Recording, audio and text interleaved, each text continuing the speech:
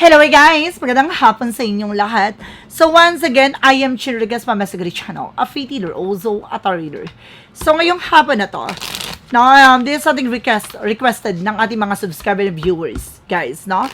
Dahil naman yung mga bagay na ating nasasagap ngayon na meron kasing information, no, maaring nalaman, no, ng ating mga viewers at subscriber na gusto nilang malaman kung ano ba talaga yung kinamatay or ano ba talaga yung pinanggalingan, ano ba talaga yung nangyari, no, sa ating ex-DPWH Yusek Catalina Cabral, no? Alamin natin. So guys, nakikiramay ako, no, sa kanyang family, no? Guys, first of all, nakikiramay po ako sa kanila. Then of course, alamin natin, no, ano man yung bagay na ating masasagap at makakagilap. This is ating pawang gabay lamang po, ha? This is ating entertainment purposes. No, para nang sa ganun masilip natin, malaman natin ano man yung bagay na ating masasagat, makakagilap sa energy niya. No? Ano man yung bagay na maaaring magbigay ng impormasyon kung ano ba talaga nangyayari behind the scenes. Ito na yun, tuklasin natin, guys. So guys, give me an information po. Ano kayong sabihin sa'yo ng ating mga angel spirit? Bigyan niyo po ako ng gabay para malaman natin at matuklasan natin ano ba talaga nangyari behind the scenes. So there's something, guys, with the Five of Swords. No, nagkaroon ng self-sabotage. No, ibig sabihin dito, masyado siya nagtiwala. No? Nagkaroon ng self-sabotage dito that because of their actions. Let's see, yan siya messages. O meron ditong parang nagsabotahe din sa kanya. Because there's a King of Swords. No, there's something stop the pattern. O meron ditong nagputol na kagad. No, parang meron lalaki, no, na parang pinutol na kagad na alam na matutumbok na. No, kung sino man yung taong ilalantad nitong tao na to, no, pinutol niya na kagad. Additional messages. And of course, there's something with the King of Wands, something a vision. Unti-unti naman ito makikilala at maaaring, kumaga, malalantad kung sino tong may kinalaman, no? Sa pagkamatay niya. Maaaring malalaman siya. Lalaki, no? And of course, there's a full card for something, a leap of faith. No? Parang sinasabi dito na talaga ay pinagkakatiwala sa ating pong may kapal lahat ng bagay na ito maaaring mangyari at maganap. No? Talaga pinapakita dito na maaaring, kabaga nakatakda na talagang mangyari yun sa kanya. Meron talagang taong lalaki kasi dito parang there's something two, no? Two person. No, there's a Six of Pentacles. Na meron ditong about sa binayaran. No, meron tungkol sa pera, no?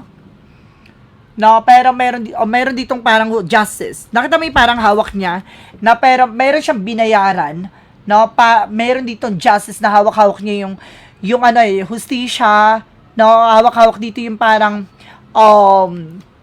kumagana sa kanya yung meron siyang binayaran na judge, no? And there's there's something na parang merong tumatanggap na pera, no? Meron ditong tungkol sa na parang binayaran, no? Na ganun. Para malusutan to. There's something the Seven of Cups. Kasi meron na siyang meron na siyang sasabihin, marami. No, maraming sangkot pa na maaring mailatag siya dito. Marami siyang masasagasaan, kaya inunahan na siya. What is the Five of Swords? No, represent, guys, with the Knight of Wands. So, this is something na parang nakatsubaybay na nakamatsyag na sa kanya. Alam niya na, no, nagkaroon na siya ng instinct dito. And this is something of Wheel of Fortune. Talaga nakatadhana talaga na mangyari to. No? Kumbaga, talagang pinutol na kagad, tinuldo ka na kagad, bago pa masiwalat ng bonggang-bongga. And of course, there's the King of Pentacles. No? Hindi lang tatlong lalaki, hindi lang dalawang lalaki, tatlong lalaki to, na maaaring involved din dito. No? I feel something may position to. May mga position to. There's a Six of Swords. No? Meron dito kasi na parang tatakas, no? Aalis. Na parang, kumbaga, masyado kasi siya nagtiwala. Meron ditong, kumbaga, alam mo, na merong involved dito na parang natatakot, no? Natatakot na umamin ang magsalita dahil parang about sa family, ganon. Na meron ditong parang bigla na lang mawawala. Parang buong family to parang aalis sa takas, no? There's a Two of Cups. May partnership talaga. Na meron talaga dito na about sa partnership. No, baka sinuhulan siya, hindi siya nagpasuhol, ganon. No, hindi siya nagpabayad. No, parang aamin siya pero no, parang meron na siya na na-sploke, pero, anong nangyari after that, no, dinali na siya doon para hindi na magtuloy-tuloy. This is something a Queen of Swords, clear the boundaries. Talagang lininis na. No, related to, no, tatlong ba lalaki na involved dito, at the same time, isang babae na parang nilinis na kagad, na kasi siya yung magiging parang, kumbaga, hudyat, no, para malantad. Parang siya yung magiging, first na, mag-front, no, para mabulgar to. And of course, there's something, guys, with a 5 of Cups, something, a disappointment or something regret. No, parang mayroong mga bagay din siya pinagsisisihan dito, nagpagamit siya, gano'n. So, may mga bagay talaga na alam niya na yung magiging resulta. And there's the Queen of Cups, emotional intelligent. No, parang pinapakita dito, no, meron talaga nagmamanipulate. No, meron talaga nagko-control dito. Na babae nagko-control. Now, let's see. Ang daming involved, ha, in fairness. And there's a Page of Cups by intuitions. Now, meron dito something fishy. Na talagang meron dito parang malansa na maaring lumabas. May baho pa na malantad. Na tungkol sa kapag kamatay niya. Na may malalantad dito. There's a Three of Swords. See? Now, meron dito about sa parang insecure or something na parang kumbaga traitor. No? Third party. Something like that. Now, betrayal. Now, talagang binaksab. Now, tatlong tao na to na maaring mapangalanan o pinangalanan niya. No? And there's an Empress card. This is something na parang related dito sa isa pang babae. Ang daming tatlong babaeng involved. Tatlong lalaki ang involved. Now, may partnership.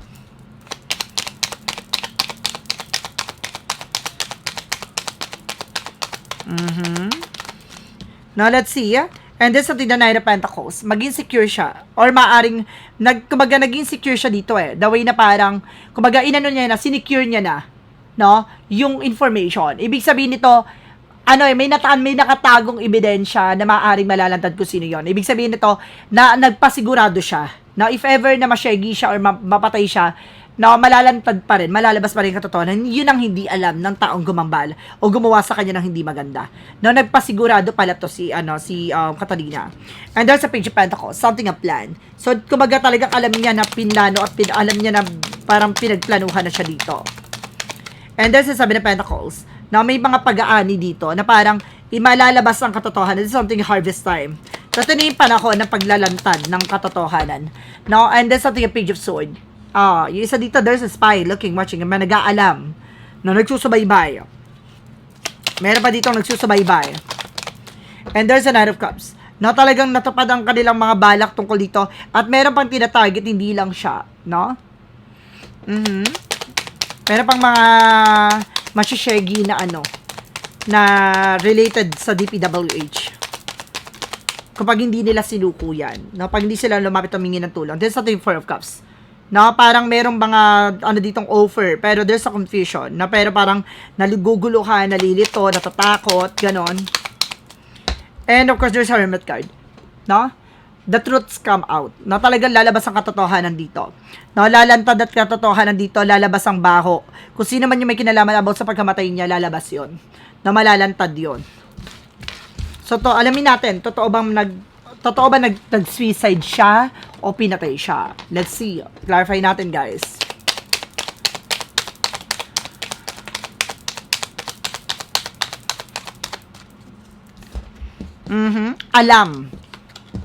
Alam ng driver niya. No, mayroong nakakaalam. Now, there's an Ace of Swords. Alam yung katotohanan with the Ace of Swords. There's something a mental clarity. The Six of Cups, something related sa kanya. No? Driver ka mag-anak. Alam na. No, alam na tong mangyayari. And there's something the word. Ibig sabihin nasa paligid lang to. No? Nasa paligid lang to na maaring nasa ibang bansa, no? Nasa ibang bansa at same location. No? Ibig sabihin kung saan siya namatay, no? Taga dun yung mismong kumbaga ayun yung nag-utos, no? Yung taga doon sa lugar na yon. At itong tao na to ay nasa ibang bansa.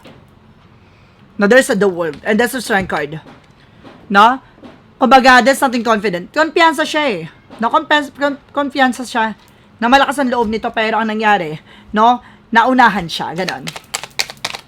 And of course, there's something, guys, with a Knight of Sword. Pero bibilis ang investigation. Ibig sabihin to, matutumbok to. No? Lalabas pa rin to.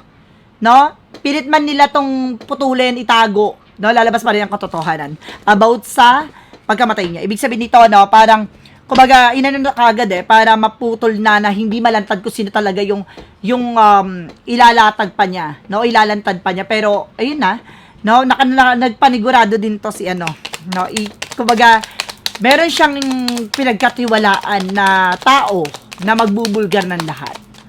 No? That's the additional messages. Ano pa yung mga bagay na masasagap natin dito sa energy niya?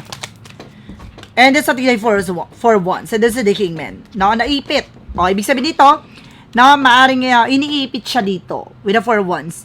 No? Iniipit siya dito sa situations na to. No? There's something the Kingman. No? Stuck. And the for once. About sa family. No? Iniipit siya about sa family. So, this is something a Queen of Pentacles. So, masyado siyang, kumbaga, may paninindigan talaga siya. No? Alam niya yung grounds niya. And of course, there's something na High Priestess. May hidden agenda. Ibig sabihin dito, there's something hidden enemies. No? Ibig sabihin dito, talaga ang gumawa nito ay maaaring konektado doon sa corruptions, no? Sa flood control issues.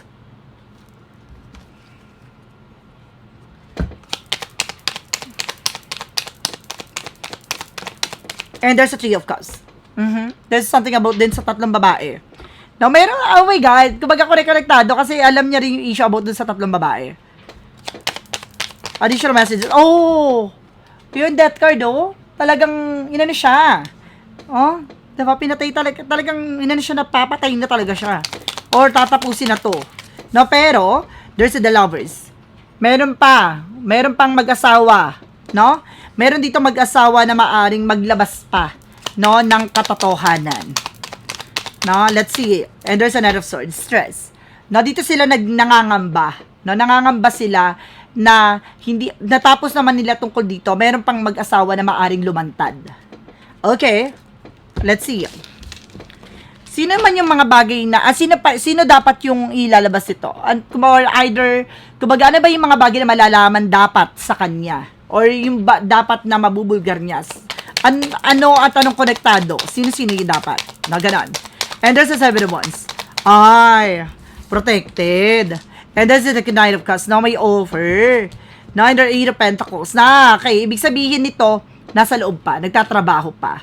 Now, and the Seven of Wands, something protected. Protection with the Knight of Cups, may offer dito. With the Eight of Pentacles, nasa loob pa, no, nagtatrabaho pa siya.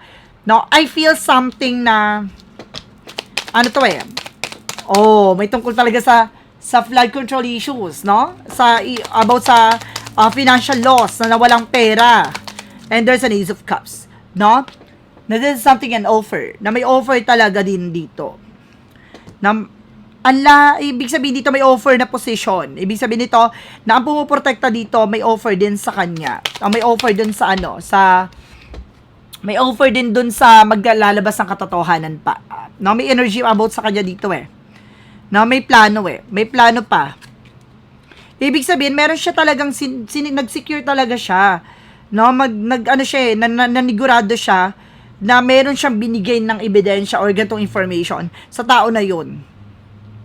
At yun ang hindi nalalaman ng taong nagbalak sa kanya. Hindi po nag-suicide si pinatay siya. No? Pinatay siya. Let's see, additional messages. And there's a Six of Wands, so the King of Cups. Now, there's a Chariot card. Na meron ditong tutulong sa investigation. No, lalaki, na para matapos to. No? At talaga matutuldukan, magtatagumpay. Ibig sabihin dito, no, magkakaroon siya ng justice, hustisya. No, lalaki ang magtitake ng action dito, kikilos. No, para matuldukan na. No, about sa eksena niya. So, this is something at temperance. There is a perfect timing. So, lahat ng bagay nito nasa tamang panahon. Nasa tamang pagkakataon talaga. No? Lahat ng bagay nito nakalaan talaga. So, ibig sabihin dito, clarify lang na hindi siya nagpakamatay. No? Pinatay siya. What is a shadow work? There's a deception. Oh, see? Kumbaga dito, nagkaroon dito ng transparency and honest. No? Kumbaga magiging siya dito, totoo siya no? Magiging totoo siya sa sarili niya dito, kaya ganoon, inunahan siya, clarifying for a life situation.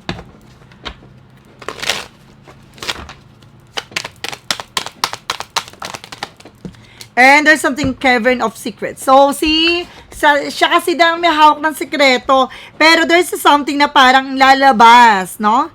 No, talagang meron ditong parang multo or anino na parang magbibigay ng kasagutan sa lahat. No, parang may pag-uusig. No, uusigin niya. Uusigin niya. From what lies beneath, we hear the future. Uusigin niya ang ang taong sa kanya. Fulfilling fantasy. Now, there's a caution. May paalala eh. Now, there's a road, no? Kumbaga, meron ng paalala sa kanya about dun sa road na yon. No, meron na sa kanyang parang visions, pero hindi siya nagpay attention. And it's something fulfilling fantasy. Na meron siya ditong gustong mangyari, no? Gusto niyang matupad, gusto niyang mangyari, pero hindi nangyari. No, may gusto siya matupad pa. At hindi pa siya tapos. Ibig sabihin dito, no, parang uusigin niya talaga, no, kasi sino yung gumawa ng hindi maganda sa kanya. So guys, once again, this is something pasilip, no? Pasilip, there's something an urgent pasilip para sa ating ex-DPWH na si Yusek Catalina Cabral. So guys, maraming salamat po. So once again, this is something pawang gabay lamang po. This is something entertainment purposes. And requested lang to ng ating mga viewers and subscribers. So guys, maraming salamat po. So don't forget to like and subscribe my channel. And hirap ko siya ba for more videos update. Guys, maraming salamat po. Sa mga walang sawa pag-support sa aking channel, lalo-lalo na ang dirigi-skip ng ads sa way pagpalain kayo ng Diyos at may kapal. Siksik digdig umapo na biyayang manang balik sa inyo. Maraming salamat and see you the next video. Bye-bye and babush.